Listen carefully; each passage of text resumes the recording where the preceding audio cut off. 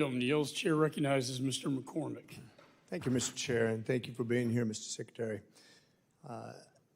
I know that your main responsibility as a secretary is to execute the president's foreign policy.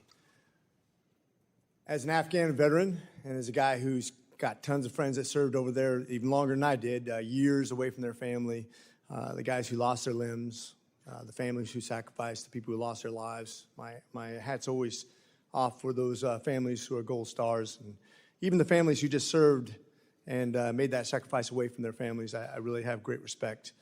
I know we were there for about 20 years in Afghanistan, so you can't take responsibility for 20 years, but you can take responsibility for those 4 years. I know that we spent about $2 trillion of that dollars. A lot of that wasn't on your watch.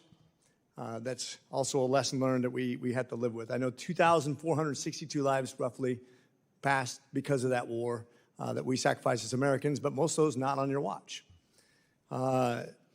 What I do want to hold you and our leadership accountable for is the stuff we left behind, very specifically. Yesterday I had the ambassador of Pakistan in my office, and we were talking about terrorism in his nation and how we create stability in that region. I'm a foreign affairs guy that's my region. And they've had over 600 terrorist attacks in their nation last year, and I was like, why? Why so many? He said, because a lot of the weapons that we left behind in Afghanistan are now being used for attacks in Pakistan and other areas around there, and it's munitions we left behind. I personally thought it was a horrible withdrawal. I've talked to Millie. I've already had a breakdown. He went down and step by step went through the process of the withdrawal. But quite frankly, it wasn't just the $4 billion of our troop supplies that we left behind, but the $90 billion that we had given to the Afghanis that was then used now to sustain their country and the evil empire that's basically spreading terrorism throughout the region. I don't really accept the premise that they're not harboring bad guys. I know we have terrorist cells there. I know that they're training. We've been briefed on that.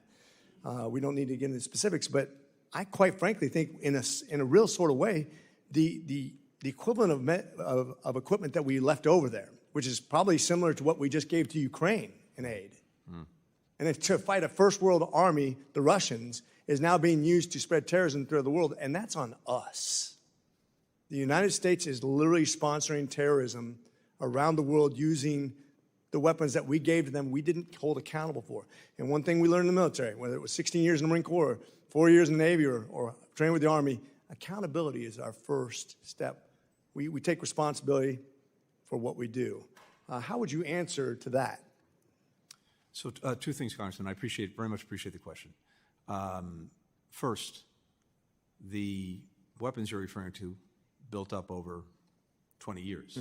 The hard reality is that in order to avoid extending the war, escalating the war, sending tens of thousands of Americans back into Afghanistan, would have been impossible to take out all of those weapons, all of that equipment.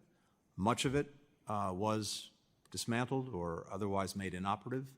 Much of it that remained is almost certainly inoperative because it had to be maintained, and they don't have the capacity to maintain it. But I grant you, there are no doubt some number of weapons or equipment that, yes, are being used by the regime. But the Taliban government itself is not in the business, for all of the horrific things that it's doing inside Afghanistan to its people, is not in the business of exporting terrorism in this moment. And that, at least, is a good thing. And so I don't see this equipment, such as it is, being used for that purpose. It is very regrettable that equipment was left behind, but I think it's a reality of 20 years, trillions of dollars of equipment to the Afghans. So I would disagree with one premise, and this is where I think the crux of this is used, because I want to learn from this. We should never set a date or a time to be political about anything we do. This is about the survival of our troops, what's best for our investment, return on investment. And I think we got locked into a date. If I could learn anything from this, we got locked into a date, let us make some really bad decisions planning-wise that left a lot of equipment behind. And quite frankly, when I was there, we had fewer people there than we have Spain. We never fought a war in Spain. And we're so in a hurry to say, I want this feather in my cap that I got out of Afghanistan, that we forgot to do it right. When you forget to do it right, shame on us. And I think we should never be locked into a date or a time or a situation where we're not in control because we are the biggest, baddest country on the planet. And shame on us for not doing it right, because I think that costs us a lot of reputation. With that, I yield. Gentleman's time has expired. We're going to try to keep this brief. I know the Secretary has to go to the Middle East to meet with the King of Jordan. Mr. Moran from Texas is recognized. Thank you, Mr. Chairman. Mr. Secretary, thanks for being here today. I want to start where Mr. Moskowitz left off just a second ago.